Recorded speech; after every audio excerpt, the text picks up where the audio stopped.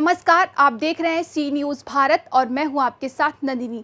वक्त हो चुका है न्यूज़ बुलेटिन का। इस न्यूज़ बुलेटिन में हम जानेंगे कहां बूंद बूंद पानी को तरस रहे हैं लोग, कहां शादी का झांसा देकर यौन शोषण करता रहा युवक। साथ ही जानेंगे कहां 80 साल पुरानी जर्जर गुहाड़ी में हो सकता है बड़ा हादसा। मकानों के मालिक ने प्रशासन से लगाई गुहार। आइए इन तमाम खबरों पर करते हैं विस्तार से चर्चा।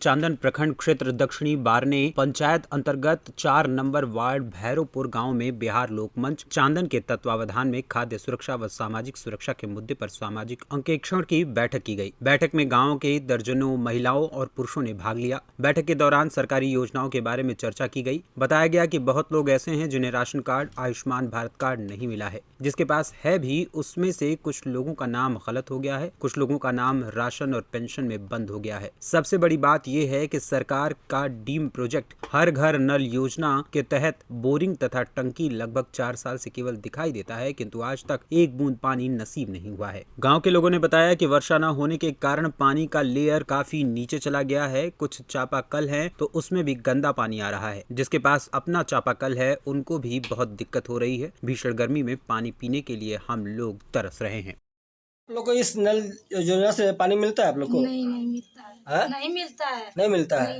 कितना दिन से नहीं मिलता है? बहुत दिन हो गया। एक बार मतलब क्या जी आप लोग को कभी किसी को मिलता है? नहीं, किसी को बोलिए, हाथ उठा के बोलिए। नहीं मिलता है। नहीं मिलता है। जब से बना है, क्या बोले? जब से बना हुआ तब से पानी नहीं आया। जब से बनाया तब से पानी नहीं आया नहीं है? आया। आपका क्या नाम है? हाँ, उमेश दास। धन्यवाद। ठीक है सर, आज जो देख रहे हैं कि भैरवपुर के आंगनबाड़ी परिसर में आप बैठक की है महिला के साथ में, इस परिप्रेक्ष्य में जानना चाहते हैं क्या मुख्य उद्देश्य क्या है आपका? हमारा मुख्य उद्देश्य है कि अभी जो सरकार के बहुत सारा योजना गांव में चल रही है, राशन कार्ड के लिए, पेंशन के लिए, पेयजल के लिए, किसान के लिए, श्रमिक कार्ड हमारे यहाँ बना हुआ है उसके लिए, तो बहुत सारी योजनाएं सरकार के द्वारा चलायमान हैं। तो थोड़ा हम लोग समझने की कोशिश कर रहे हैं और लोगों को जागरूक करने की कोशिश कर रहे हैं कि सरकार की योजना से हम लोग कैसे जुड़ें। जैसे किसी लोगों को श्रम कार्ड नहीं है तो उनको क्या मदद की ज़रूरत है। आयुष्मान भारत कार्ड नहीं है जिसमें सरकार 5 लाख रुपया इलाज करने के लिए व्यवस्था किया हुआ है। तो बहुत लोगों के पास कार्ड है, बहुत लोगों के पास नहीं भी है। तो नहीं है तो क्या दिक्कत हो रही है, उनको एक तरह से सहयोग करना। तो इस तरह का इसी बीच में और कुछ समस्याएं उनके बीच में यदि है तो सब मिल के कैसे ठीक कर सकते हैं। कुछ यहाँ की महिलाएं बता रही थी कि यहाँ की जल की समस्या वो ज़्यादा है। उस परिप्रेक्ष्य में आप अपना संस्था की ओर से क्या करना चाहते हैं? हम लोग तो चूँकि संस्था की ओर से पानी की व्यवस्था हम लोग उतना मेरे पास रिसोर्स नहीं है जी। लेकिन हम लोग सरकार के जो संबंधित अधिकारी हैं उनसे मिल कर करके हम लोग विनती कर सकते हैं, आग्रह कर सकते हैं कि यहाँ पानी की समस्या है।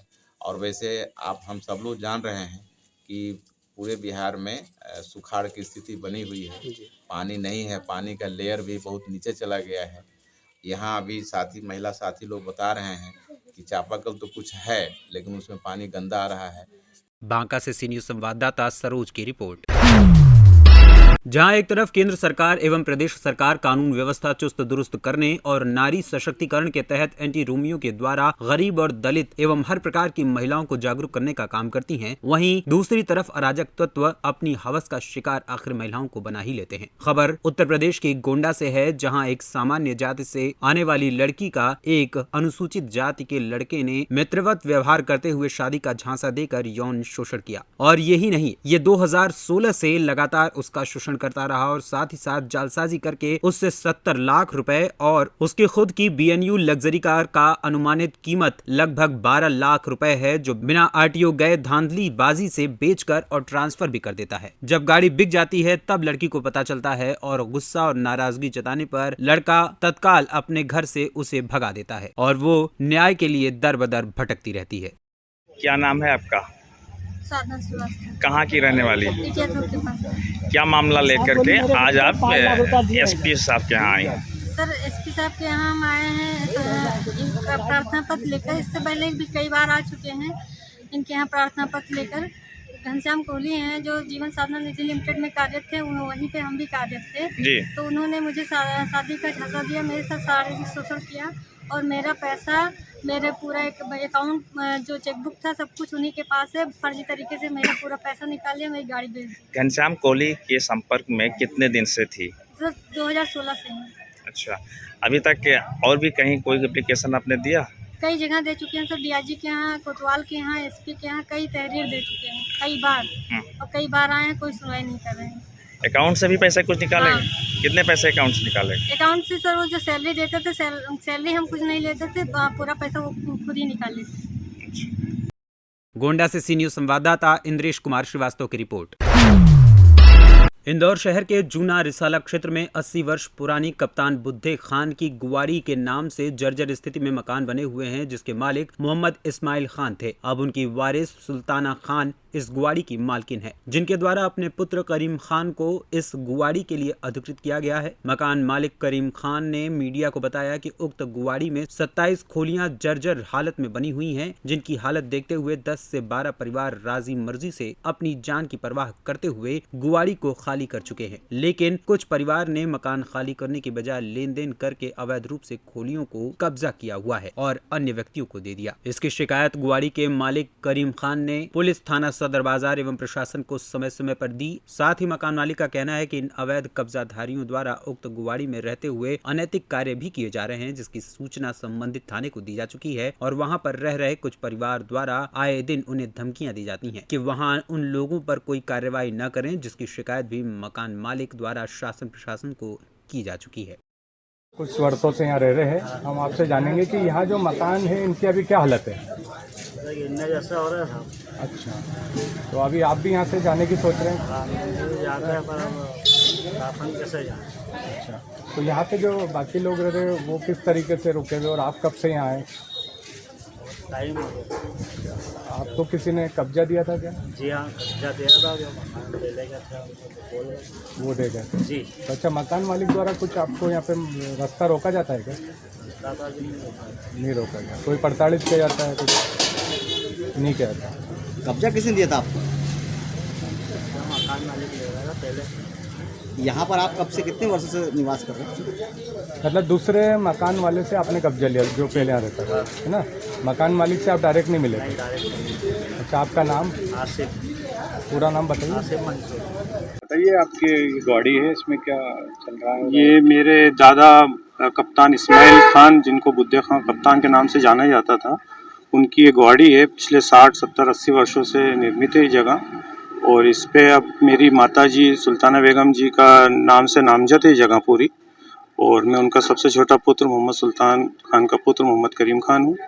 यहाँ पे काफ़ी पुरानी जर्जर अवस्था में मकान की हालतें हो रही हैं।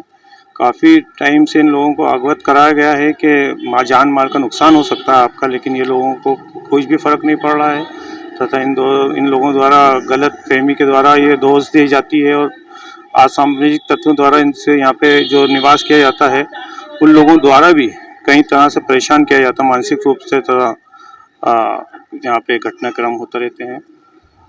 आपको किसी प्रकार का किराया दे रहे हैं क्या लोग? कई वर्षों से लोग निवास स्थान है, कई तरह कोई किराया नहीं दे रहे हैं। पिछले कुछ वर्षों से किसी ने कोई किराया नहीं दिया। ये पूरी जर्जर हालत हो रही है, इसका अपने प्रशासन को किस तरीके से अवगत करा? और हमने यहाँ पर 2006 में भी नगर निगम को सूचित किया गया था, जिसमें कई परिवार स्वतंत्र रूप से अपने ऐच्छिकता से यहाँ से जा चुके हैं। 16-17 परिवार यहाँ से जा चुके हैं, और नगर निगम ने यहाँ पे नोटिस भी करा था, कुछ नगर निगम ने तोड़ा भी था, और अभी फिर नगर निगम को सूचित किया गया है कि यहाँ पर काफ़ी जान माल का नुकसान है, और इसलिए अवगत करा गया है वापस से नगर निगम को 22 में भी। 70-80 सालों से बना, कभी भी गिर सकता है ये बात। काफ़ी जर्जर हालत में है ये स्थान। कितने परिवार और बचे हैं? अभी इसमें 12-13 परिवार और बचे हैं, जिनसे काफ़ी प्रयास किया जा रहा है कि समझौते के तहत जो भी हो वो लोग अपनी जान माल की रक्षा करके यहाँ से चले जाएं, लेकिन वो परिवार काफ़ी परिवार है, ये शुरू से रह रहे हैं या बाद में आए हैं? इसमें से 1-2 परिवार जो हैं अभी शुरू से रह रहे हैं, बाकी के परिवार उनके जगह खाली होने के उपरांत दूसरे रिश्तेदार और कई बाहर के लोग आके अहमदाबाद के और इधर के निवासी थे जो 10-15 साल से इंदौर आए और इस जगह पे कब्जा करके बैठ गए हैं। ऐसा भी सुनने में आ रहा है कि कुछ अवैध गतिविधियां भी होती है। काफ़ी यहाँ पे क्रिमिनल टाइप के लोग और इस टाइप के लोगों का भी रहना है, निवास है, जिनके ऊपर कई तरह की कार्रवाई हुई है। कोर्ट द्वारा उनको कई बार दंडित किया गया है और कई लोगों पे कई धारा के अंतर्गत थाना प्रभारी ने भी कार्रवाई की है और आए दिन यहाँ पर विवाद होते ही रहते हैं। आपका परिचय? मैं मोहम्मद करीम खान, सुल्ताना बेगम जमीन मालिक के सबसे छोटा पुत्र। इंदौर से सी न्यूज संवाददाता शुभम की रिपोर्ट। निचलौल विकासखंड के ग्राम सभा रामपुरवा में एक राशन कार्ड धारक द्वारा कोटेदार पर विभिन्न प्रकार की अनियमितता की शिकायत जिलाधिकारी और जिला पूर्ति विभाग से की गई है। उक्त ग्राम सभा निवासी सदानंद पाठक ने अपनी शिकायती पत्र में लिखा है कि मेरे परिवार के नाम पात्र गृहस्थी राशन कार्ड है, जिस पर कोटेदार प्रेम नारायण चौधरी द्वारा हर महीने राशन कम दिया जाता है तथा उस पर मिलने वाला रिफाइंड तेल और चना देने में आनाकानी की जाती है। शिकायतकर्ता ने कोटेदार पर यह भी आरोप लगाया है कि ग्राम सभा में वितरण के दौरान अंत्योदय कार्ड पर केवल 32 किलो ही चावल गेहूं दी जाती है तथा पास मशीन में सेटिंग करके घटतौली भी की जाती है। कोटेदार द्वारा कार्ड धारकों को फिंगर लगाने के नाम पर बार बार बुलाकर हैरान और परेशान किया जाता है और राशन लेने के लिए बार बार अपने घर बुलाया जाता है। कोटेदार के गलत व्यवहार से ग्राम सभा के सभी कार्ड धारक हमेशा परेशान रहते हैं। शिकायतकर्ता द्वारा ये भी शिकायत की गई है कि कोटेदार का परिवार अपात्र की श्रेणी में आता है, फिर भी मनमाना राशन कार्ड लेता है। गांव के सभी कार्ड धारक कोटेदार के कृत्य से परेशान रहते हैं। शिकायतकर्ता ने आगे बताया कि कुछ दिन पहले उसने अपनी पुत्रवधू के राशन कार्ड पर 2 बार फिंगर लगवाया, फिर भी कोटेदार द्वारा राशन नहीं दिया गया। इस बात की जानकारी स्वयं कोटेदार से लेना चाहा तो भड़क गया और झगड़े पर आमादा हो गया। पत्र में शिकायतकर्ता द्वारा जिलाधिकारी से जिला स्तरीय कमेटी गठित कर कोटेदार के खिलाफ जांच कर आवश्यक कार्यवाही करने की मांग की गई है। हाँ, तो ये अपने घर कोटा बांटते हैं और दरवाजे पर जो गोलबंद किस्म के आदमी रखे रहते हैं, कोई आदमी उनसे जवाब सवाल करता है तो झगड़े में आमादा हो जाते हैं।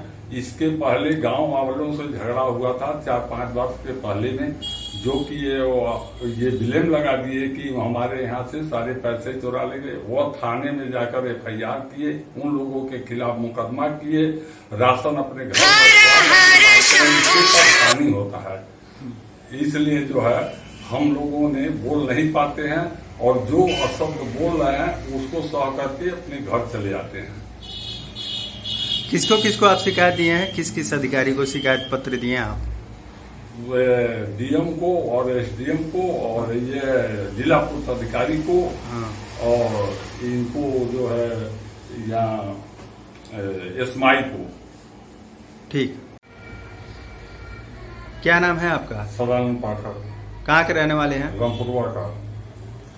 किस मामला को लेके आप जिलाधिकारी को शिकायत पत्र दिए हैं? हम इसलिए दिए हैं कि हमको राशन देने में आनाकानी करते हैं। कौन? प्रेम चंद। ये कौन है? कोटेदार हैं। अच्छा। और जाने के बाद में जो है वो फौजदारी के हमारा होता है। अच्छा। और उसके बाद जो है फिंगर लगवा लेते हैं, बाद में हमको राशन नहीं देते हैं। तेल और चना चीनी के लिए इनकार, वो नमक के लिए इनकार कर देते हैं। क्यों? कभी आपने पूछा क्यों इनकार करते हैं? तो पूछे कि आपका उठान नहीं हुआ है, आप एक बार फिंगर नहीं लगाए तो इसलिए उठान नहीं हुआ है, आपको नहीं मिलेगा। और आपने उस शिकायत पत्र में भी लिखा है कि पुत्रवधू द्वारा 2 बार फिंगर लगवाया जाता है। 2 बार हमारे बहू के जो है 2 बार हमारे पुत्र गए तो लगवाने के बावजूद भी जो है वो नहीं दिए। जब भी ये जाते हैं 5-6 बार से तो ये कहते हैं कि आपको चना और तेल और राशन नहीं मिलेगा। उसके बाद करने के बाद में किसी तरह वो राशन दे देते हैं, लेकिन रिफाइन और चना और नमक नहीं देते हैं। अच्छा, आप पात्र में है ना? पात्र श्रेणी में है ना? हाँ, पात्र में है। अच्छा। महाराजगंज से सी न्यूज संवाददाता अरुणेश कुमार गुप्ता की रिपोर्ट। टीकमगढ़ के कलेक्टर सुभाष कुमार द्विवेदी की अध्यक्षता में कलेक्ट्रेट सभाकक्ष में हर घर तिरंगा अभियान के क्रियान्वयन के संबंध में मीडिया कार्यशाला आयोजित की गई, जिसमें हर घर तिरंगा अभियान के संबंध में मीडिया प्रतिनिधियों से चर्चा की गई। कलेक्टर सुभाष कुमार द्विवेदी ने कहा कि हर घर तिरंगा अभियान का मुख्य उद्देश्य देशवासियों में राष्ट्रीय ध्वज के बारे में जागरूकता लाकर देशभक्ति की भावना जागृत करना और अपने घर पर राष्ट्रीय ध्वज तिरंगे को स्वयं क्रय कर फहराने के लिए प्रेरित करना है। उन्होंने कहा कि भारतीय ध्वज संहिता का पालन करते हुए सभी को अपने घर, दुकानों, कार्यालयों, शैक्षिक संस्थानों आदि पर स्वेच्छा से तिरंगा फहराने के लिए प्रोत्साहित किया जा रहा है। इस अभियान को पूरी तरीके से क्रियान्वित किया जाएगा। इसके लिए प्रारंभिक तैयारियां कर ली गई हैं। हमारे ज़िले में लगभग 2.5 लाख हाउस होल्ड्स हैं, तो हमारे द्वारा झंडे की व्यवस्था कर ली गई है। इन झंडे को हमने आउटलेट्स पर्याप्त संख्या में प्रत्येक ग्राम पंचायत में स्थापित कर दिए हैं। नगरीय क्षेत्रों में भी अधिक से अधिक दुकानों को चिन्हांकित कर रहे हैं जिनमें आउटलेट्स स्थापित होंगे। साथ ही समाज के जो कमज़ोर तबके हैं, यदि ऐसे तथ्य प्रकाश में आते हैं तो उनको भी निःशुल्क झंडा उपलब्ध कराया जा सके, इसके लिए भी दान के माध्यम से भी व्यवस्था कर ली गई है। और हम ये सुनिश्चित करेंगे कि ज़िले के समस्त घरों में 11 से 17 अगस्त तक जो शासन का अभियान है हर घर तिरंगा, उसका अनुपालन सुनिश्चित हो। टीकमगढ़ से सी न्यूज़ संवाददाता मनोज की रिपोर्ट। स्वच्छता अभियान केंद्र और प्रदेश सरकार की प्राथमिकता है, लेकिन नगर प्रशासन सफाई को लेकर गंभीर नहीं है। मोहल्लों की गलियों में नियमित सफाई नहीं होती, इससे अधिकतर सड़क पर गंदगी का अंबार है और संक्रामक रोग फैलने की आशंका बढ़ गई है। नगर पंचायत अशरफपुर किछौछा बसखारी के ward number 6 Baskhari Akbarpur road Bengali hotel के बगल में 4-5 दुकानों के सामने नाली की सफाई जेसीबी द्वारा कराई गई। जेसीबी का चोच नाली में नहीं जा रहा था, जबरदस्ती साफ करने की वजह से नाली को तोड़ दिया गया। वार्ड नंबर 6 के वासियों का कहना है कि नगर पंचायत द्वारा ये नाली तोड़ दी गई है। टूटी नाली से सड़क पर फैला पानी लोगों के लिए मुसीबत बन गया है। इस संदर्भ में जब अधिशासी अधिकारी से बात की गई तो संतोषजनक उत्तर नहीं मिला। उनके द्वारा कहा गया कि बरसात का समय था, नाली साफ करवाना था और जेसीबी से नाली साफ करवाते समय नाली टूट गई। तो क्या समस्या है आप लोगों की? भाई साहब, आपका नाम क्या है? महमूद पठान। नाली साफ करने के लिए आए, इसको नाली साफ करने की जगह नाली तोड़ के चले गए। इसमें सबको आने जाने वाले को परेशानी होती है। कोई पानी पीने आता है, ये इंडिया स्मार्ट का नल लगा हुआ है, लोग गिर जाते हैं, बच्चों को स्कूल जाने के लिए तकलीफ होती है। घर से बाहर निकाल कर उनको नाली पार कराना पड़ता है, इधर से घूम के जाना पड़ता है। ये तकलीफ ही तकलीफ है। नाली सब उठा के साइड में रख दिए, सफाई का कुछ है ही नहीं। नाली साफ करने के लिए जेसीबी ला के नाली साफ की, पूरी नाली उखाड़ के साइड में रख दिए। इस मामले में किसी से बात की गई थी? ईओ साहब से बात हुई थी। ईओ साहब से बात हुई थी। तो हाँ, आप बताइए, ईओ साहब से बात हुई तो क्या बात हुई? ईओ साहब से अपना कंप्लेन बताया तो उसने बोला नाली साफ हम करवाने के लिए जेसीबी बोले। जो जेसीबी का चोच जो है नाली में घुस नहीं रहा था और ज़बरदस्ती नाली को तोड़ के जेसीबी चली गई। और जो पूरी से हमारे अकबरपुर रोड पे जेसीबी से कहीं नहीं नाली साफ हुई, सब लेबर से साफ हुई। और यहाँ हमारे ही दुकान की दूरी पे सिर्फ खाली जेसीबी से साफ कराया गया। तो जो जेसीबी का चोच इसमें घुस नहीं रहा। तो इसमें आप लोग क्या कहना चाहते हैं? ये लोग कहना चाहते हैं ये जो गड़बड़ी हुई इसको सुधार की जाए, नाली को बनाया जाए। अभी देखिए कल 1-2 औरत यहाँ आई पानी पीने के लिए, दोनों पानी पी के जो उठी हैं तब तक फिसल करके नाली में कूद गई। अब बताइए हम लोग दिन भर औरत को नाली में से निकालने के लिए आते हैं घर से कि अपने काम के लिए आते हैं? तो ईओ साहब ने बनवाने से अभी कतरा रहे हैं। अभी ईओ साहब कतरा रहे हैं जी, लेकिन ये इसको तोड़वा दिया गया तो आप लोगों की समस्या बढ़ गई। बहुत ज़्यादा बढ़ गई। ये बदबू काफ़ी भयंकर बदबू दे रहा है। क्या नाम है आपका? जयप्रकाश यादव। जयप्रकाश यादव। यहाँ क्या करते हैं आप? यहाँ मेरी दुकान है। किस चीज़ की दुकान? ये ऑटो पार्ट की। Auto part. तो ग्राहक को भी आने जाने में परेशानी? ग्राहक को पूरा आने जाने में, अब भाई ये तो कूद के नाली आने ये क्या रोड के किनारे गाड़ी खड़ी होती है? हाँ। तो यहाँ मुसाफिर भी आते जाते होंगे? मुसाफिर भी आते जाते हैं, पानी पीने आते जाते हैं। ग्राहक को आने जाने में महा दिक्कत होती है। अब मौके पे आप ही देख लीजिए, नाली नहीं नाला हो गया है। नाला हो गया है। अच्छा, कौन सा नाला हो गया है? अरे मान लीजिए हल्का सा गुलाबा नहर हो गई है। नहर हो गई। अब यहाँ मौके पे जेई साहब आकर के इसको मुआयना कर ले या एमआई अच्छा, साहब। जेई साहब आए थे कि नहीं कभी? नहीं आए थे। और नगर पंचायत ईओ? कोई नहीं आया। मैं इस मैटर में वहाँ पर प्रस्ताव रखा, अभी तक यहाँ पे हम लोग का कोई माने देखने नहीं आया। अंबेडकर नगर से सी न्यूज़ संवाददाता अजय की रिपोर्ट।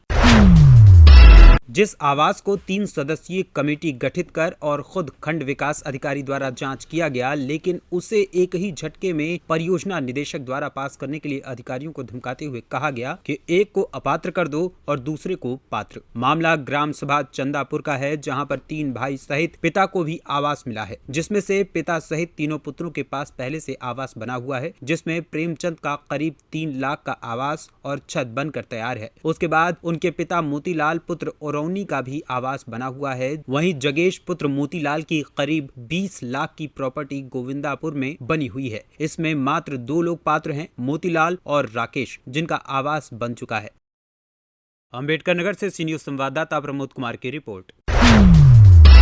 भदोही जनपद में पुलिस की सक्रियता और मजबूत हो तथा लोगों को पुलिस की त्वरित सहायता मिल सके, इसके लिए भदोही जनपद में शनिवार को औराई थाना क्षेत्र के उगापुर और बाबूसराय में पुलिस चौकी का उद्घाटन जनपद के पुलिस अधीक्षक डॉक्टर अनिल कुमार ने किया। औराई थाना के उगापुर पुलिस चौकी इंचार्ज सुरेश यादव को और बाबूसराय चौकी इंचार्ज अशोक सिंह को बनाया गया। पुलिस चौकी खुलने से अपराधियों पर अंकुश लगेगी और क्षेत्र में शांति अमन बनी रहेगी। पुलिस चौकी खुलने से क्षेत्रीय लोगों में खुशी देखने को मिली। अब औराई थाना क्षेत्र में 3 पुलिस चौकी हो गई है। उद्घाटन समारोह में पुलिस अधीक्षक doctor Anil Kumar, additional SP क्षेत्राधिकारी औराई, थाना अध्यक्ष औराई अजय सेठ और तमाम पुलिसकर्मी और क्षेत्रीय गणमान्य लोग उपस्थित रहे।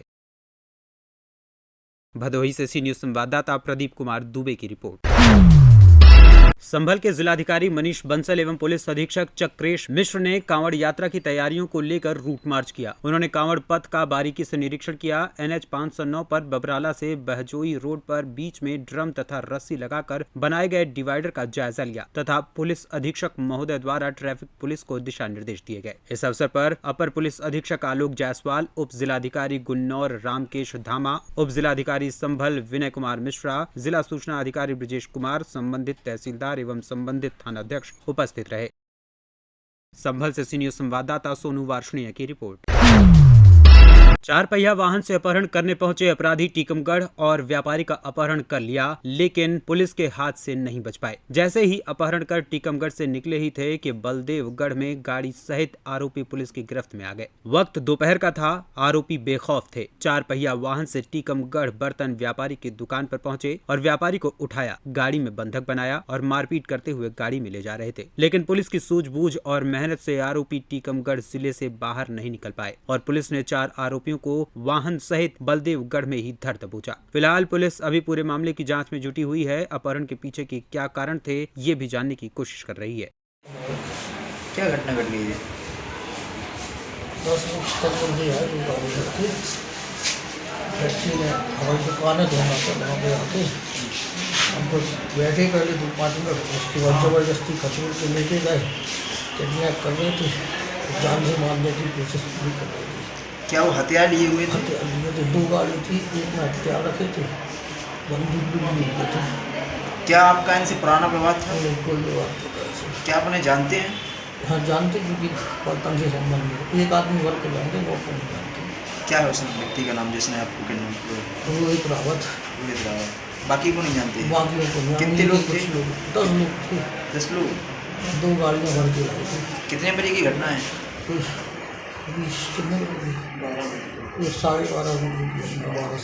आप उस समय कहाँ पर थे? दुकान में बैठे थे। तो कहाँ के हो? क्या घटना घट गई है आज? इतने सीढ़ी जी की दुकान में मैं काम करता हूँ, तो हम लोग खड़े थे, तो जब आए वो 10-15 लोग आए, 8-10 जन थे, 2 गाड़ियाँ थी, तो आए तो बस बोलने लगे आप लोग बाहर जाओ, उनको भाई सबसे वार्तालाप करना है थोड़ा। तो हम लोग सोचे बाहर जाना, उन्होंने बिल्कुल बाहर कर दिया दुकान से हमको। बस अंदर से भाई साहब को घसीटते हुए लाए, गाड़ी में डाल के ले गए। 2 गाड़ियाँ थी। फिर कुछ नहीं, भाई साहब को ले गए तो क्या नाम है भाई साहब का? श्री रोहित नायक। रोहित नायक। कितने बजे की घटना है? 12-12:30 की बजे की। कितने लोग थे? 10 लोग थे। तो मारपीट हुई है? नहीं, दुकान में मारपीट नहीं हुई, दुकान से बाहर घसीटते हुए लाए हैं, फिर हम गाड़ी में मारा पीटा। सामने आई है, क्या कुछ मामला है और क्या कुछ कारण अभी इसके पीछे देखे जा रहे हैं? देखिए, एक कोतवाली में स्वाति नायक का उन्होंने रिपोर्ट की कि उनके पति जो है स्टील फैक्ट्री है उनकी, वो आज दुकान में बैठे थे। करीब 12 साढ़े 12 बजे दिन में 2 गाड़ियाँ उनकी दुकान के सामने खड़ी थी हैं ब्लैक कलर की, जिसमें से 4 लोग उनकी दुकान पे आते थे और दूसरी गाड़ी में भी कुछ लोग बैठे हुए थे और करे तो उन्होंने पानी मांगा, उन्होंने पानी पिलवाया और उसके बाद सीधे उसको पकड़ के और गाड़ी में डाला और मारपीट करते हुए दोनों गाड़ियाँ लेकर भाग गए। मतलब कुल मिला के मारपीट कर जब हम ले जाना या अपहरण की बड़ी नहीं जाता है तो यहाँ जाना क्राइम नंबर 618 364 365 IPC के तहत कोतवाली में अनुरोध हो किया गया है और इन अपराधियों की घेराबंदी की गई, जिसमें एक वाहन जिसमें 4 आरोपी और जिनका अपहरण करके ले जा रहे थे उनको बरामद किया गया है। उनको मेडिकल वगैरह करा के आगे इन्वेस्टिगेशन चल रहा है और कौन कौन लोग जो इनका आशय क्या था। सर अपहरणकर्ताओं को कहाँ से पकड़ा गया? अपहरणकर्ताओं को बलदेवगढ़ थाना है, उसकी सूचना पर से सभी थानों को सूचना दी गई तो बलदेवगढ़ थाने में चेकिंग लगाई गई और कितने आरोपी हैं पुलिस की गिरफ्त में? 4। क्या कुछ आशंका लग रही है कितने आरोपी और इसमें शामिल हैं? अब देखिए दूसरी गाड़ी में कितने हैं, अभी इनसे पूछताछ करेंगे कितने लोग हैं जो भी इसमें हैं वो सभी अरेस्ट हैं। टीकमगढ़ से सी न्यूज़ संवाददाता राम सिंह यादव की रिपोर्ट। फिलहाल के लिए इस न्यूज़ बुलेटिन में बस इतना ही। देश दुनिया की तमाम खबरों के लिए देखते रहिए सी न्यूज़ भारत।